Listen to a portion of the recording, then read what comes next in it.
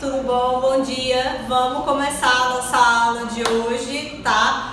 A gente vai continuar falando sobre evolução, só que hoje nós vamos ver algumas evidências que comprovam a evolução e trabalhar um pouco dos aspectos, né? Conhecer as características e a teoria do neodarwinismo ou teoria sintética da evolução, tá? Então, essa nossa aula, que é a aula 29, tá? Ela trabalha essa teoria sintética da evolução somente, tá? Mas eu vou, antes de começar a entrar mesmo nesse conteúdo, nós vamos ver algumas evidências, né? Que são algumas características que comprovam mesmo, que serviram para comprovar de fato a evolução, ok? Então, ó, nós temos aqui aquele famoso processo evolutivo da espécie humana, que eu já expliquei para vocês, né, como que a gente avalia isso aqui, né, que não foi dessa maneira, enfim,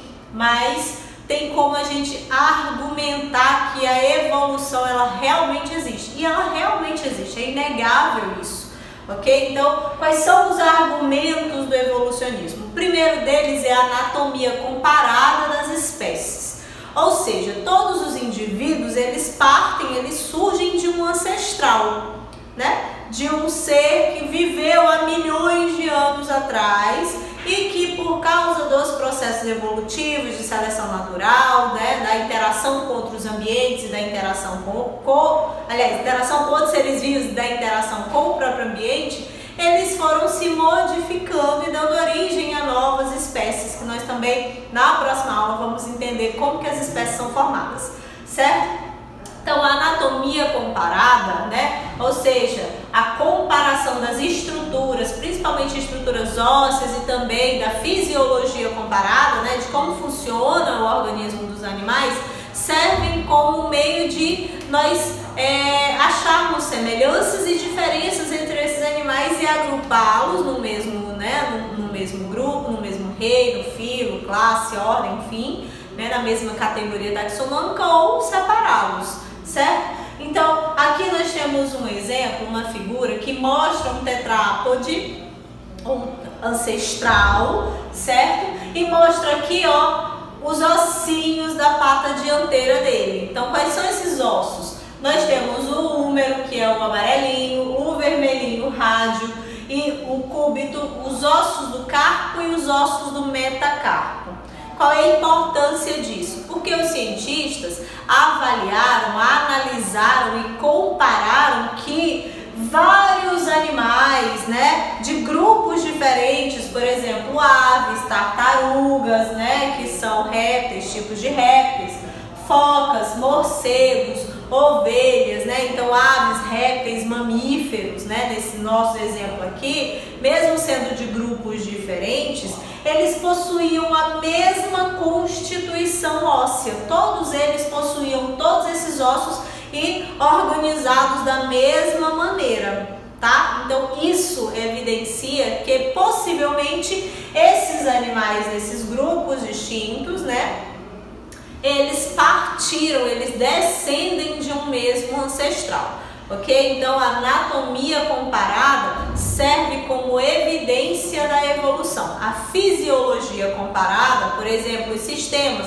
como que funciona o sistema circulatório numa ave, num réptil, num mamífero, sistema cardíaco numa ave, num réptil, num mamífero, enfim, também serve como evidência evolutiva, tá? Isso que é o que a gente chama de argumentos da evolução. Então, observaram que existiam dois tipos ou dois grandes grupos de órgãos, que são os órgãos análogos. O que são grupos análogos? Órgãos análogos são órgãos que têm origem, estrutura e posição relativamente diferentes, porém desempenham a mesma função, tá?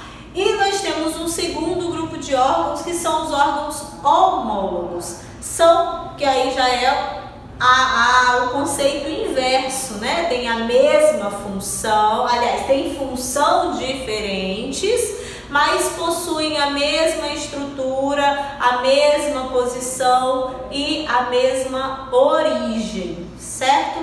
Então, são exemplos de órgãos que servem para a gente comparar essa anatomia e relacionar a evolução. E os órgãos vestigiais também, que são órgãos que resultam da atrofia, né, desse órgão primitivamente desenvolvido.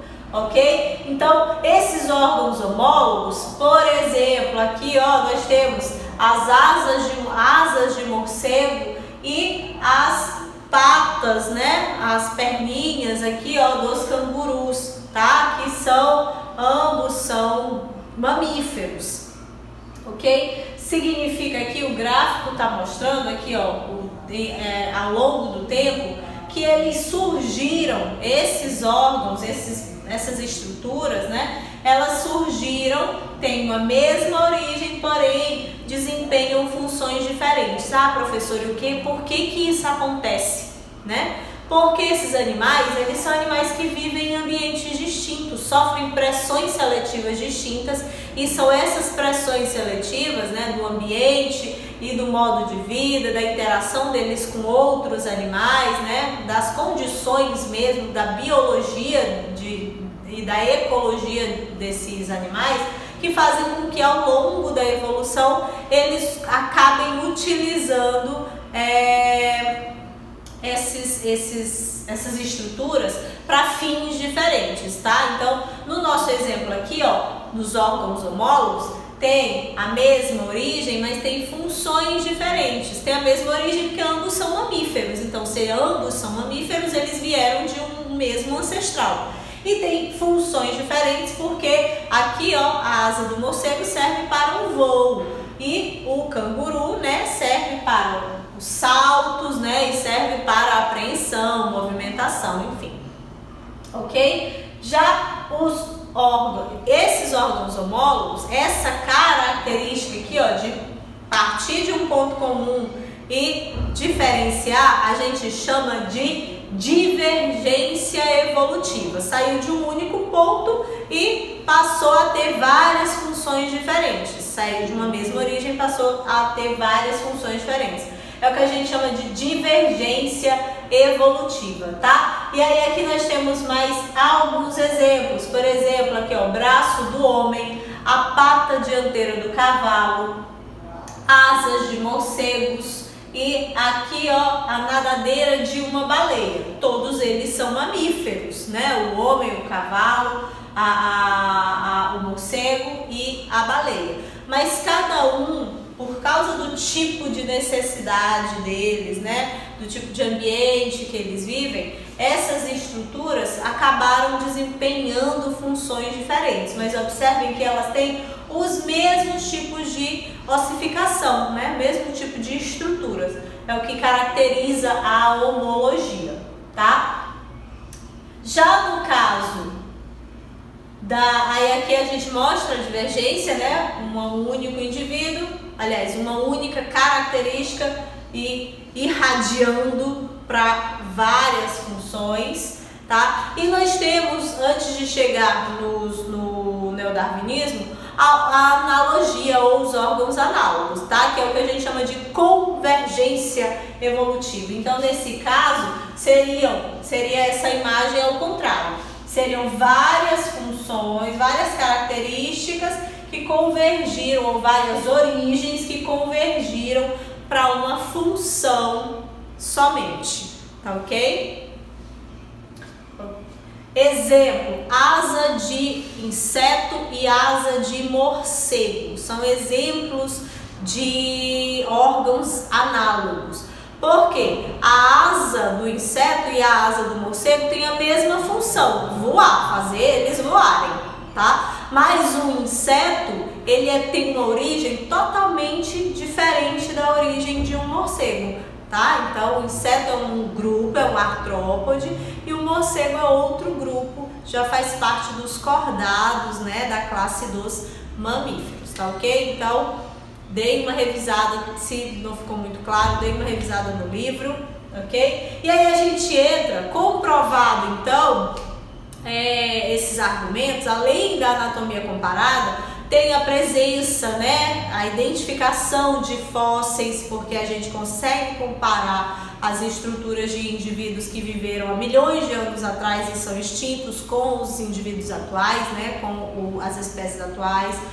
Então, anatomia comparada, presença de fósseis, a análise de fósseis, principalmente a análise de fósseis é uma das que mais contribui para as evidências evolutivas.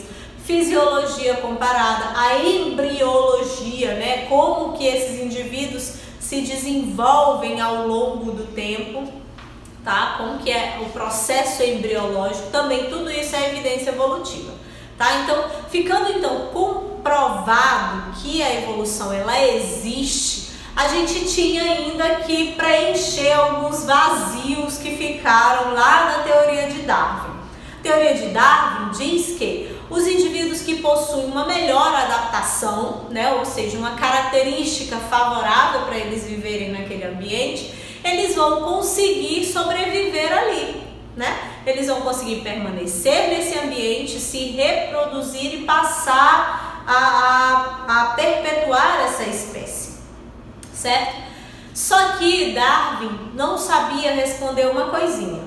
Darwin não sabia responder por que indivíduos da mesma espécie, eles são diferentes, eles apresentam, embora sejam da mesma espécie, eles apresentam características diferentes. E ele também não sabia dizer como que essa adaptação ela era construída ao longo do processo evolutivo. Aí surgiu o neodarwinismo, que é a teoria sintética da evolução ou teoria moderna da evolução. Por quê e quando que surgiu isso? Com a descoberta do DNA. Darwin, na época de Darwin, eles não conheciam os processos, né, genéticos. Mendel ainda não tinha feito lá os cruzamentos lá com as ervilhas para poder descobrir os princípios da genética. Não se sabia da existência, não se conhecia a questão de DNA, gene, hereditariedade, tá? Então, com o surgimento com o conhecimento dessas estruturas, né, e desses processos, conhecimento do DNA, do cromossomo, do material genético, da hereditariedade, surgiu então o neodarwinismo para explicar e cobrir, né, sanar esses vazios, essas lacunas do processo da teoria de Darwin, tá? Então, foram três principais teóricos, tá?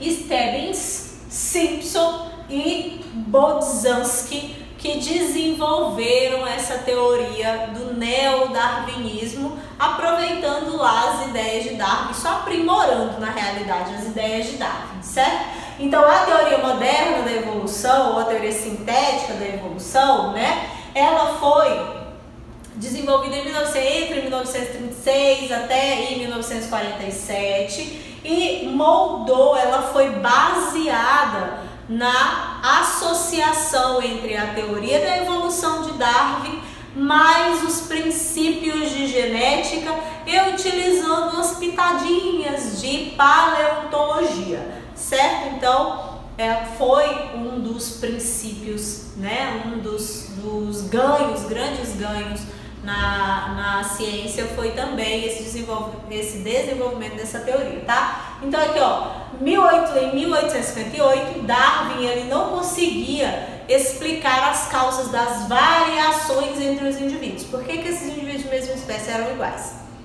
Eram diferentes, aliás. Em 1860, Gregor Mendel surgiu lá com os cruzamentos das ervilhas e com os princípios da genética. E mais ou menos depois de 1900, aí vieram vários outros, né? De Vries, Boveri, Sutton, Watson e Crick em 1953, com a descoberta das moléculas de DNA, descoberta de genes, de cromossomos, que foi o que facilitou os estudos, tá? Então, Mendel complementou os estudos de Darwin, né? Porque ele contribuiu com os princípios da genética, e o neodarwinismo e os cientistas posteriores contribuíram com os fatores evolutivos, que é a existência, o conhecimento do que é uma mutação. Ah, professora, mas o que é uma mutação? Mutação é todo erro permanente no nosso DNA, tá? E aí esses erros permanentes podem gerar características boas, que são passadas, fixadas na população e vão levando a processos evolutivos, ou ruins, né? Que podem ser perdidos ao longo do tempo, tá? As permutas, que são as recombinações gênicas, é um processo natural também do nosso organismo. Quando vai formar os nossos gametas, os nossos cromossomos, eles trocam pedaços de genes e fazem essas permutas ou essas recombinações. Isso gera variabilidade genética, tá? E as segregações independentes, que é quando esses cromossomos eles vão se separar durante a formação desses gametas e isso ocorre independentemente, ok? Além da seleção natural, que já era postulada e bem estabelecida por Darwin. Então, o que dizia a teoria do neodarwinismo? Que as mutações, que são eventos que ocorrem ao acaso, aqui ó, nós temos nosso DNA sendo duplicado. Então, quando há algum erro desse DNA e o próprio DNA não consegue reparar esse erro permanece no DNA, que configura uma mutação, certo?